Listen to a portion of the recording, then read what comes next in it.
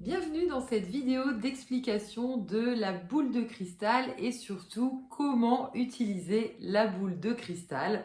Alors on peut enlever tout simplement son socle, c'est vraiment si on veut se concentrer en fait directement et la laisser voilà sur un support.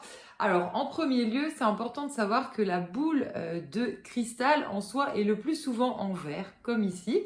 Et si on souhaite utiliser vraiment une vraie boule de cristal, il suffit d'utiliser une sphère en cristal de roche ou en quartz. Voilà, alors c'est assez difficile d'en trouver de cette taille-ci, à savoir qu'une petite sphère de 4 cm suffit déjà. On n'est pas obligé voilà, d'avoir une énorme boule de cristal. Je vous en ai pris une grande pour la vidéo, mais sachez qu'on n'est pas voilà, obligé d'en avoir une très grande. Ça ne change absolument rien dans les intuitions. Alors, comment on utilise en fait cette boule de cristal? L'idée, vous l'avez compris, c'est que le fait qu'on soit en fait sur du verre, vous voyez ici, ça réverbère en fait voilà des images de moi.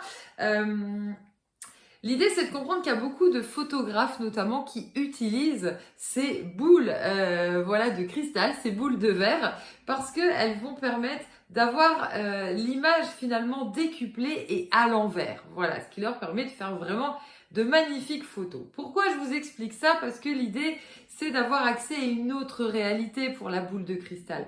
Donc, l'idée, c'est en fait de pouvoir la mettre face à soi, de pouvoir finalement regarder à la fois dans la boule de cristal, mais plutôt que de regarder avec notre œil physique, l'intérêt est vraiment de pouvoir finalement regarder comme si on était en train de rêvasser. Et d'un coup, on va se concentrer.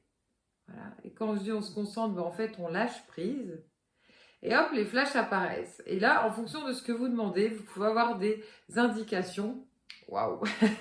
Je fais attention de ne pas partir trop loin parce que je vous fais cette vidéo, voilà. Mais l'idée, c'est vraiment d'avoir des flashs en fait.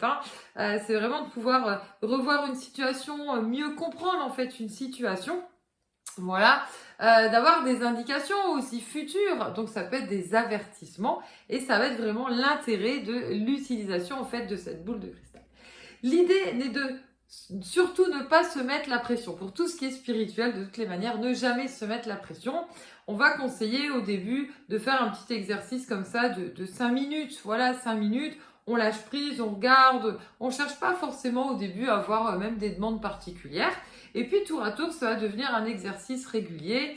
On va voilà, finir par lâcher en fait finalement prise et vous allez voir que dès que vous aurez entièrement lâché prise, les premiers flashs vont vraiment être extrêmement fluides. Voilà. L'idée, c'est ensuite de ne pas être dans l'exigence. Voilà, on ne va pas forcément l'utiliser tous les 4 matins non plus.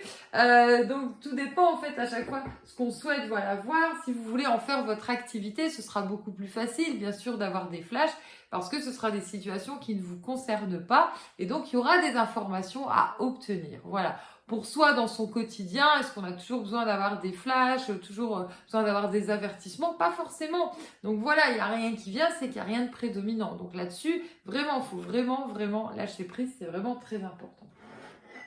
Très intéressant à vous expliquer également le miroir en obsidienne. Alors le miroir en obsidienne, hop, j'essaie voilà, de vous montrer. Hop, on voit mes bols, mais pour vous montrer qu'il y a bien voilà, un reflet.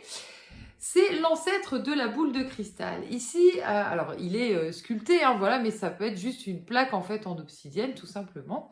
L'idée est ici, à l'inverse, de fixer en fait le miroir face à soi. Et là, on va directement voir en fait notre reflet. L'idée est de réussir à partir un peu plus loin et ne plus être concentré sur notre reflet et de réussir à aller chercher les informations en fait dans notre subconscient. Donc là, c'est entre guillemets beaucoup plus complexe parce que le fait de se voir, ça peut être très perturbant, ce qu'on n'a pas du tout avec la boule de cristal et qui est en plus beaucoup plus clair. L'obsidienne, on est quand même sur quelque chose de noir qui travaille les chocs, les traumatismes. Donc l'idée ici, c'est vraiment d'aller chercher à l'intérieur de soi. Voilà.